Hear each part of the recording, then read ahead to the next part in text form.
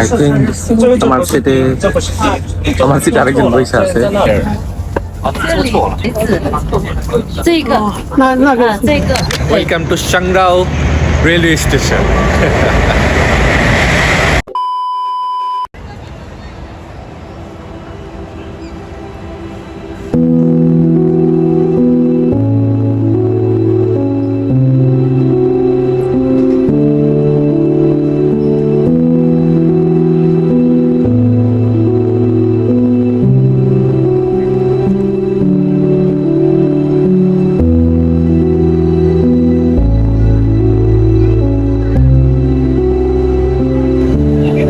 Guangzhou থেকে মানে এই শেনজেনের টিকিট পড়ছে ভাইয়ের মোটামুটি 78 ইয়ান। 78 না ভাই? 78 ইয়ান, 77 ইয়ান আর কি, RMB যেটা বলে আর কি। আর আমার টিকিট মানে একটু এক্সপেন্সিভ, কারণ আমার জায়গাটা অনেক দূরে।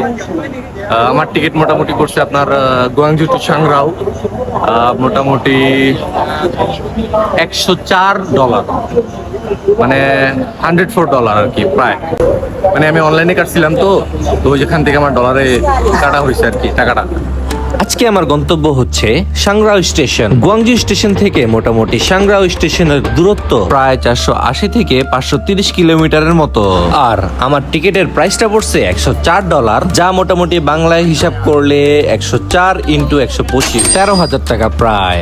মানে বিষয়টা ভাবছেন, ট্রেন টিকিটের দাম নাকি 13,000 টাকা হয়ে যায়। পুরোপুরি ধরতে গেলে একদম ফ্লাইটের মতো খরচ। আসলে আমি এই স্টেশনে ঢোকার পর থেকে যা যা এক্সপিরিয়েন্স করলাম, আমার কাছে এখন মনে হইতেছে আমি কোনো ফ্লাইট নিতে আসছি। দেখেন কি পরিমাণ চেকিং চলতেছে। একটা এয়ারপোর্টে যা যা করা হয় একদম সেম টু সেম আমার সাথে করতেছে।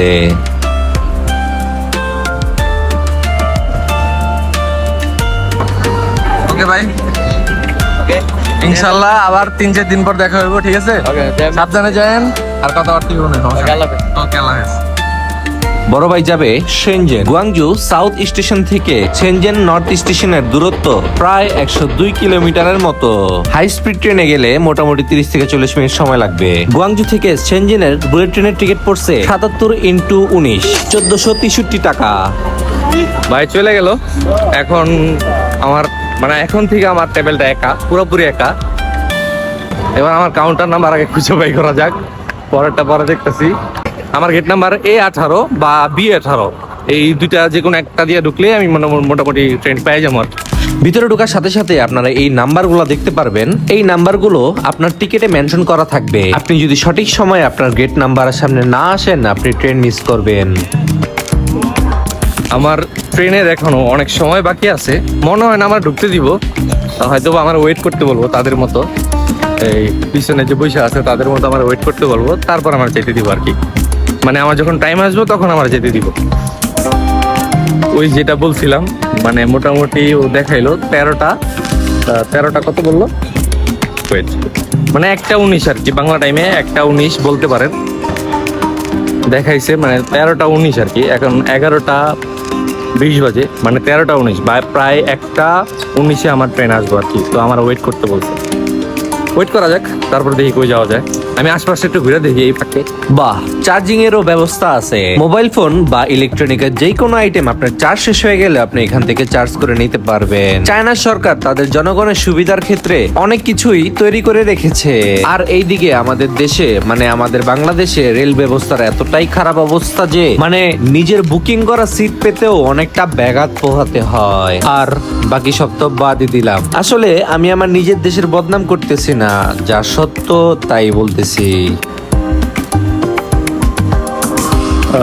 একটু ওয়াশরুমে গেছিলাম, তো ওয়াশরুমে যাওয়ার সময় আমি আমার লাগেজ সহ নিয়ে গেছি, কিন্তু আমার যে ট্রাইপড বা গিম্বেল ওইটা সিটের উপরে রেখেই চলে আসছি।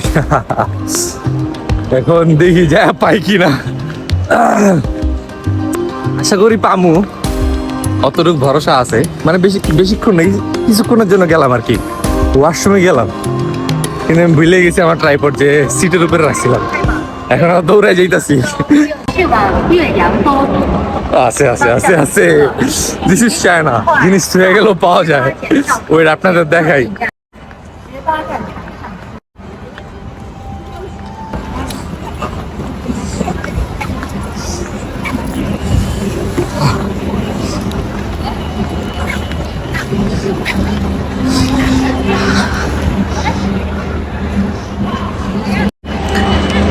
পাইছি, মানে কেউই ধরে না এই জিনিসটা। যেই জায়গায় রেখে গেছিলাম ওই জায়গায় আছে, কেউ একটু টাচও করে দেখেনি। একজন পয়সা পয়সা খাবার খাইতেছে, কিন্তু সে কোনো রেসপন্স করে না, জিজ্ঞেসও করে না আমি কেন ধরছি। যেহেতু এটা আমার প্রথমবার, তো এই জন্য আমি মানে বোঝার জন্য বা জিনিসটা সম্পর্কে জানার জন্য মানে আমি একটু তাড়াতাড়ি চলে আসছি, একটু বেশি তাড়াতাড়ি চলে আসছি। এখনো আমার 2 ঘন্টা বাকি আছে, মানে আমার ট্রেনের এখনো 2 ঘন্টা বাকি আছে। 2 ঘন্টা আগেই চলে আসছি আমি। ভাবছি একটু ঘুরমু ফিরমু দেখবো টেকমু, কিন্তু এত সময় যে পাইছি যে এটা বুঝি নাই। মোটামুটি আমার হোটেল থেকে 1 থেকে 1.5 ঘন্টার রাস্তা ছিল আর কি। তো এই জন্য একটু আগে ভাগে বেরিয়েছি। চায়নাতে কিন্তু ভালো ট্রাফিক থাকে আর কি। চায়না যদি মনে করেন যে একদম ট্রাফিক মুক্ত থাকবো, ওটা ভুল। ভালো ট্রাফিক থাকে, মানে সিগন্যাল পরে কিছুক্ষণ পর পর সিগন্যাল পরে আর কি। তো এই জন্য একটু সময় লেগে যায়, তো আমি এই জন্য একটু তাড়াতাড়ি বেরিয়েছিলাম। বাট মনে হয় আরো 1 ঘন্টা পরে বের হইলেও সমস্যা ছিল না। যাক, সমস্যা নেই, প্রথমবার তো, হয়তো বা সেকেন্ড টাইম আমি ঠিকঠাক সময়ে যাবো আর কি।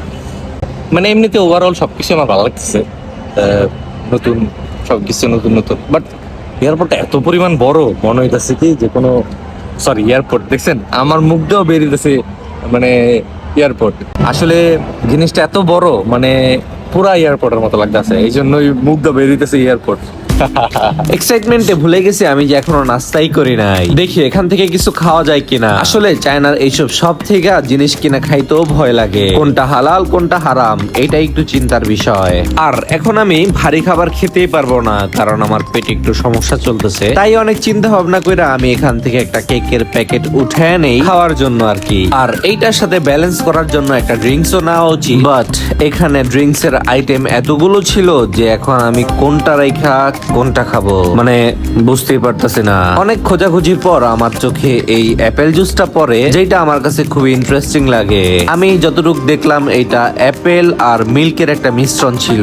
যাই হোক, বেশি চিন্তা ভাবনা না কইরা আমি এইটাই নিয়ে নেই। 单步成功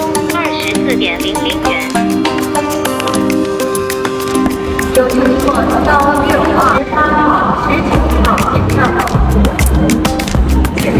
করা টেস্টটা কিন্তু ভালোই, মানে অ্যাপেল জুস, মিল্ক মনে হয় আছে।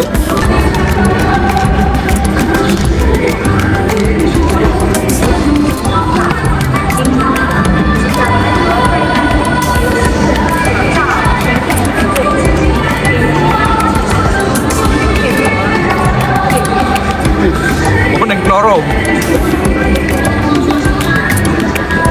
অনেক নরম, অনেক নরম।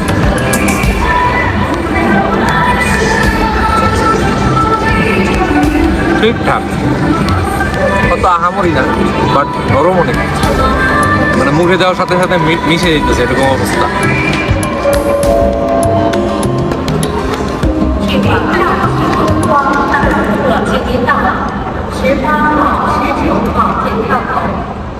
খাওয়া দাওয়া শেষ করে আমি আমার গেট নাম্বারের সামনে চলে আসি, কারণ আমাদের ট্রেনের সময় হয়ে গেছে অলরেডি। এই দিক দিয়ে ঢোকার সময় সবার আইডি কার্ড পাসপোর্ট স্ক্যান করতেছিল, দেখতেছিল তাদের টিকিট আছে কি নাই। বিষয়টা কত ভালো দেখেন, আপনি চাইলেও ভিতরে ঢুকতে পারতেছেন না, আপনার কাছে টিকিট থাকলে একমাত্র আপনি ভিতরে ঢুকতে পারবেন, না হলে ঢুকতে পারবেন না। এই সিস্টেমটা আমার কাছে সবচেয়ে ভালো লাগছে, কারণ এতে ভিতরে কোনো রকম গ্যাদারিং হবে না।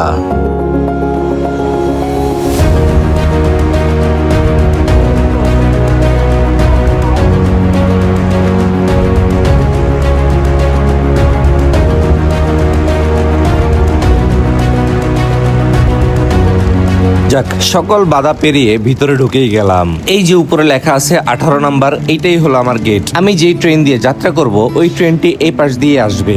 ভিতরে আসার পর আমি একটা সাউন্ড খুব মিস করতেছি, ওইটা হলো এই সাউন্ডটা। যাই বলেন, এই সাউন্ডটা আমার কাছে অনেক ভালো লাগে। এইটা আমাদের দেশীয় ট্রেন সাউন্ড। এই সাউন্ডটা যদি না শুনি তাহলে মনে হয় না যে ট্রেনে সফর করতে এসেছি। যখনই স্টেশনে কোনো ট্রেন আসতো তখনই এই সাউন্ডটা দিয়ে বুঝিয়ে দিত আমি এসে পড়েছি, তোমরা তাড়াতাড়ি ট্রেনে উঠে পড়ো। এইটা আমি ছোটবেলায় খুব ভাবতাম যখন আমি আমার ফ্যামিলির সাথে ট্রেন সফর করতাম। আমি এখন যেই ট্রেনে জার্নি করব ওইটা অলরেডি চলে এসেছে। আমি কিছুটা অবাক হয়ে তাকায় আছি, কারণ যেইটা আমি কল্পনা করতাম ওইটা এখন খুব শীঘ্রই বাস্তবে রূপান্তরিত হতে যাচ্ছে। সত্যি ভালোই লাগে যখন এই বিষয়গুলা ভাবি।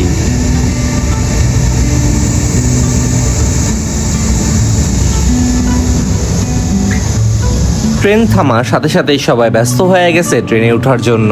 আমারও দ্রুত সিট নাম্বার খুঁজে বের করতে হবে, না হলে কিন্তু বিপদ আছে। এই ট্রেন কিন্তু সর্বোচ্চ 4 থেকে 5 মিনিট দাঁড়াবে। এর মধ্যে যদি আমি না উঠতে পারি তাহলে ট্রেন আমাকে রেখেই চলে যাবে। টিকেটের মধ্যে ছোট্ট করে লেখা থাকবে কার নাম্বার এত। এই কার নাম্বারের সামনে আসলেই আপনি আপনার সিট নাম্বার খুঁজে পাবেন। এই যে ট্রেনের মধ্যে ছোট্ট একটা স্ক্রিন আছে, এটার মধ্যে সব ডিটেলসে লেখা থাকবে। আপনি দেখলেই বুঝতে পারবেন যে এটা আপনার কার নাম্বার।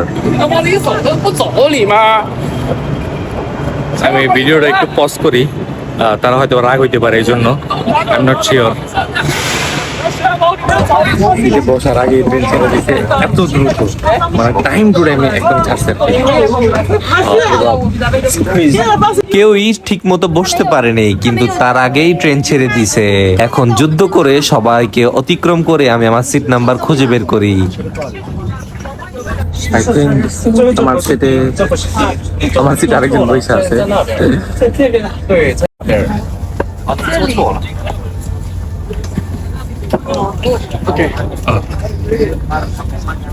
大哥，可不可以给你换个位置？我的在这里，我想照顾一下孩子。这个，这个，对。 শিশি ও আমার হেল্প করছে, মানে সিটটা নিয়ে দেওয়ার জন্য। উনি একজন মুরব্বী ছিল আর কি, তো ওনারা উঠায় ওরা আমার সিটটা আমাকে দিয়ে দিছে আর কি। মোটামুটি ঠিকঠাক, মানে নিজে নিজে সব খুঁজে নিতে পারছি, কারো জিজ্ঞেস করা লাগে না। 6 ঘন্টা, 5.5 থেকে 6 ঘন্টার জার্নি এখন আমার শুরু হয়েছে।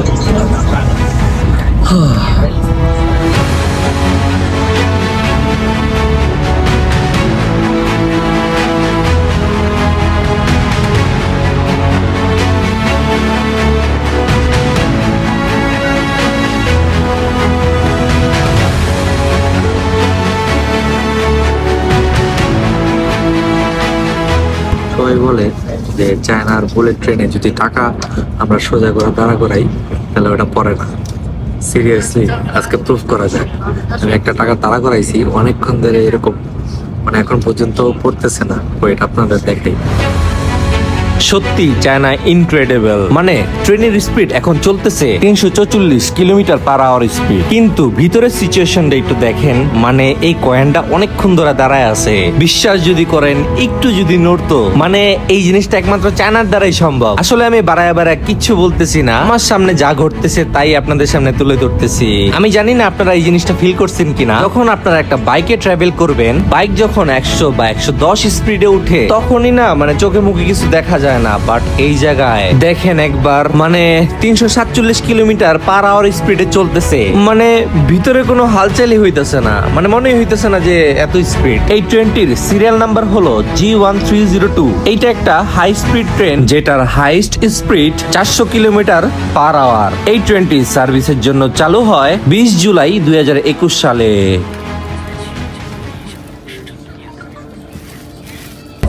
কেমন জানি ট্রেনটা আস্তে আস্তে স্লো হইতেছে, কোনো স্টেশন থামবো। বাট আমি যখন টিকিট কাটছি তখন মানে ওই জায়গায় লেখা ছিল ডিরেক্ট গংজু থেকে সাংরাও ডিরেক্ট ট্রেন আর কি। বাট ট্রেনটা আস্তে আস্তে স্লো হইতেছে, আস্তে আস্তে স্লো হইতেছে। অথবা লাইন চেঞ্জ করতেছে বা কোনো স্টেশনে থামবো এরকম প্রস্তুতি নিতেছে আর কি। থামবো, অনেক নামতেছে, বাট এটা তো ঠিক না। মানে যখন আমি অ্যাপ থেকে মানে টিকিটটা পারচেস করি তখন আমার বারবার দেখাইতেছিল যে ডিরেক্ট ট্রেন। তো এটার কষ্ট ছিল অনেক বেশি, আর কম খরচে টিকিট ছিল। আমি চাইলে 70-এ, $29, তারপরে হলে $30, বা বলতে পারেন যে $50, $60 অ্যাভেলেবেল ছিল, কিন্তু আমি একটু ফাস্ট চেয়েছিলাম যে আর ডাইরেক্ট চেয়েছিলাম, এই জন্য $104 দেয় এই টিকিট কিনা আমার। কিন্তু মনে হয় না বেশিক্ষণ থামবো, খুবই মানে ওনাদের নামাই দিয়ে ডাইরেক্ট কেউ উঠতেছে না, ওইটা আমি দেখাই। 各位旅客，广铁优彩提示您，列车已经到达，下车时注意脚下安全。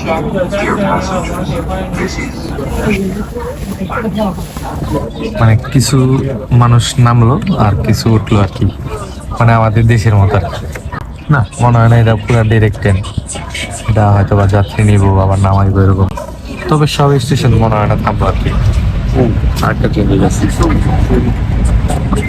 যখন গেছে মানে এই ট্রেনটা পুরো মানে কাঁপুনি দিছে একটা, 5-6 মিনিট আর কি থামলো আর কি, এখন আবার ছেড়ে দিতেছে। এই ট্রেনের শেষ স্টেশন না যাওয়া পর্যন্ত এই ট্রেন তো চলতেই থাকবে। এই ফাঁকে উঠে আমি আশপাশটা একটু ঘুরতেছিলাম, তখন চিন্তা করলাম এই ট্রেনের সবচেয়ে ইম্পর্টেন্ট জায়গাটা আপনাদের সামনে দেখানো যাক। আর এই ইম্পর্টেন্ট জায়গাটা হলো আছি বুলেট ট্রেনের ওয়াশরুমে, কিন্তু দেখতে পুরো আমাদের বাংলাদেশের ওয়াশরুমের মতো, একটু ক্লিন আর কি, এতটুকু ওইটাকে দেখাই। মানে এই বুলেট ট্রেনের ওয়াশরুম এতটা নরমাল হবে আমি বুঝতে পারিনি। আমাদের দেশের ট্রেনের ওয়াশরুমের থেকে একটু ক্লিন আমি মানি, কিন্তু দেখতে অনেকটা সেম। এখন এখানে অনেকে প্রশ্ন করতে পারেন যে এটা তো ওয়াশরুম ভাই, এখানে তো আর স্বর্ণ রূপা লাগায় রাখবে না। মানে আমি জাস্ট আর একটু বেশি আশা করছিলাম, এতটুকুই। আর বাইরের দিকে প্রত্যেকটা কম্পার্টমেন্ট বা বগিতে এইরকম সব পাবেন, যেখান থেকে আপনি ছোটখাটো জিনিস কিনে খেতে পারবেন।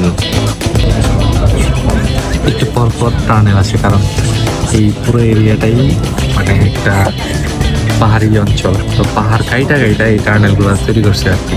আমি চায়নার যতগুলো শহরেই ঘুরছি সবগুলোতে আমি এই পাহাড় পেলাম। পুরো চায়নাতেই কি পাহাড়ে ঘেরা নাকি বুঝলাম না। এই যে দেখেন মাঝখানে একটা শহর আর চারিদিকে পাহাড়, আর এইসব মাউন্টেন বা পাহাড়গুলো আপনি যদি একটু খেয়াল করে দেখেন, শ্যাডো গুলো এতটাই সুন্দর লাগে, মনে হয় কোনো অ্যানিমেশন সিন চলতেছে। এখন বুঝতে পারতেছি ছোটবেলায় নিনজা চাইনিজ যে গেমগুলো খেলতাম ওইগুলো এখান থেকেই ইন্সপায়ার্ড হওয়া।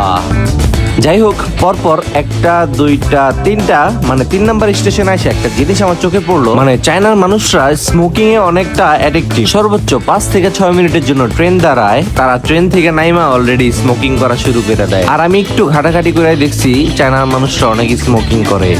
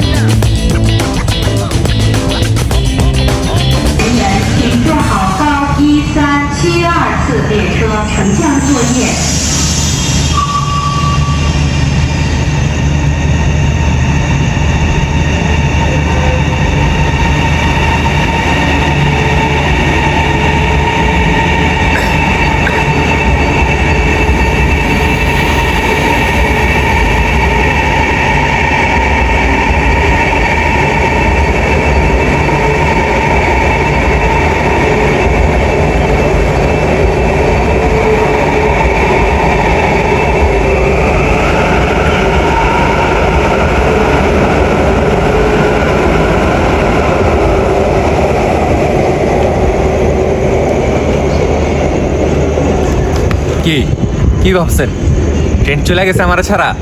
এমন কিছুই না।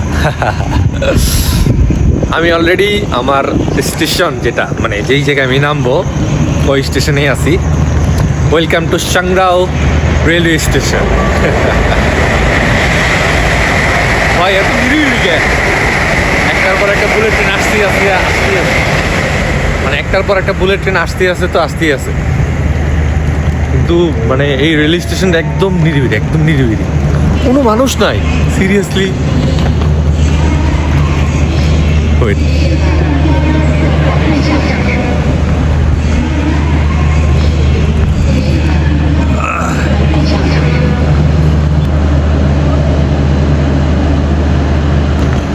অনেক রাত হয়ে গেছে, আমার এখন তাড়াতাড়ি একটু বের হওয়া উচিত, হোটেলের দিকে যাওয়া উচিত। অনেক জার্নি হয়ে গেছে, চলো সামনে যাওয়া যাক। এক এক করে মোটামুটি 6টা স্টেশনে এই ট্রেন দাঁড়িয়েছিল, আর 7 নাম্বার স্টেশনটাই হলো আমার ডেস্টিনেশন। মাঝখানে স্টেশন অনেকগুলাই পড়ছে, বাট সবগুলাতে এই ট্রেন থামেনি। এখন আছি আমি সাংগ্রাও রেলওয়ে স্টেশন, আর এই স্টেশন গুয়াংজু স্টেশনের তুলনায় অনেকটাই ছোট, তবে আমাদের কমলাপুর রেল স্টেশনের থেকে ভালোই বড়। এখন বিকেল গড়িয়া রাত হচ্ছে, আর আকাশটা দেখেন কতটা নীল নীল হয়ে আছে, ভালোই লাগতেছে দেখতে। বের হয়ে গেলাম, একটা ট্যাক্সি ভাড়া করি, তারপর হোটেলের দিকে যাই। আমি ট্যাক্সি বুক করে দাঁড়ায় আছি অনেকক্ষণ ধরে। আমার ফোনের মধ্যে দেখাইতেছে ট্যাক্সি অলরেডি আইসা দাঁড়ায় আছে। এখন তো আমি চারদিকে খুঁজে তাকে দেখতেই পারতেছি না সে কোথায়। তাই চিন্তা করলাম একটা আশেপাশে ছবি তুলে দেই, তাহলে তার বুঝতে সুবিধা হবে আমি কোথায়। বাট এইটা করার পরও ট্যাক্সির কোনো খবর নাই, তাই ডিসাইড করলাম আমি একটু নিজেই খুঁজে দেখি। Where this place? It's here. The car waiting for me. Here. One floor near. Okay. Thank you. Big floor.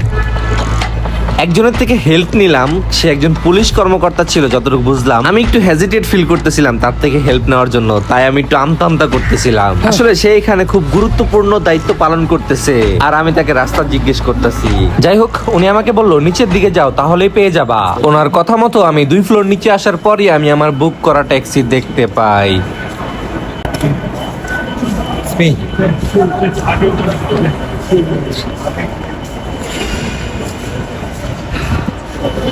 Sorry. যতটুকু মনে হইতাছে বেচারা আমার উপরে রাইগা আছে, কারণ সে অনেকক্ষণ ধরে বসে আছে। আমি যদি তাদের দেশের হতাম নির্ঘাত 2-1টা কথা শোনাইতো, কারণ প্রায় 10 থেকে 15 মিনিট ধরে দাঁড়ায় আছে সে। উপর থেকে বোঝা যায় না এটা যে মানে নিচে যে আরো ফ্লোর আছে, উপর থেকে মনে হয় ওটাই মানে ওটাই গ্রাউন্ড ফ্লোর এরকম মনে হইতেছিল। যাই হোক, ড্রাইভারও বুঝতে পারছে আমি এখানকার না, তাই আমাকে কিছু বলে নাই। আচ্ছা, স্টেশন থেকে বের হওয়ার পরও দেখলাম আর এখনো দেখতেছি আকাশটা একটু আমার কাছে বেশি নীল মনে হইতেছে। এখন তো মনে হইতেছে এখানকার ওয়েদারটাই মনে হয় অন্যরকম। মোটামুটি ভালোই রাত হইছে, কিন্তু আকাশ এখনো কতটা পরিষ্কার। বাইরের আবহাওয়া দেখতে দেখতে আমি হোটেলের সামনে চলে আসি অলরেডি। এই শহরে থাকার জন্য আমি এই হোটেলটা চুজ করি। এই হোটেলটা আমি অনলাইনে বুক করি, দামেও মোটামুটি কম ছিল, আর দেখতেও আমার কাছে ভালো লাগতেছিল, তাই আমি এটাই বুক করি। চলুন ভিতরে যাওয়া যাক। এই হোটেলের নামটা আমার কাছে খুবই ইন্টারেস্টিং লাগলো, ইয়া হোটেল। নামটা কিন্তু জোস।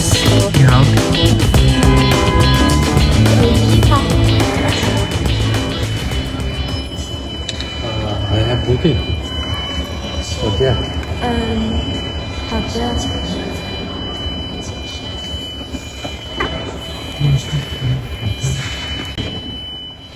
是叫什么名字呀？ What? 有护照吗？ I don't know Chinese.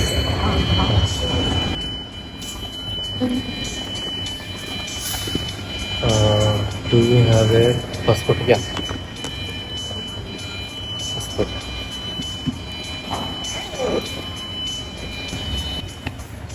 পাসপোর্টটা ইংরেজিতে বলতে পারে না। এত বড় হোটেল যদি ফরেনাররা আসে তাহলে কেমনে হবে? হ্যাঁ, ওকে।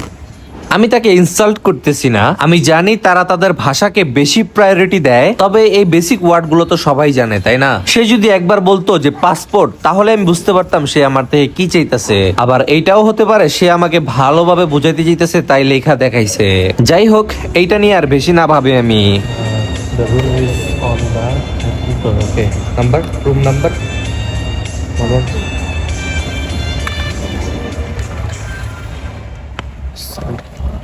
13th floor.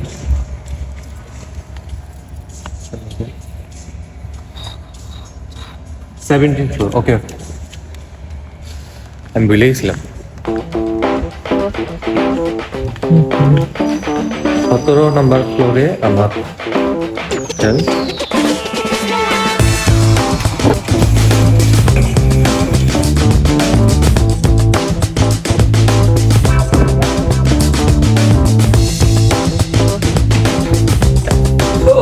রুমে আসার পর অনেকটা শান্তি লাগতেছে।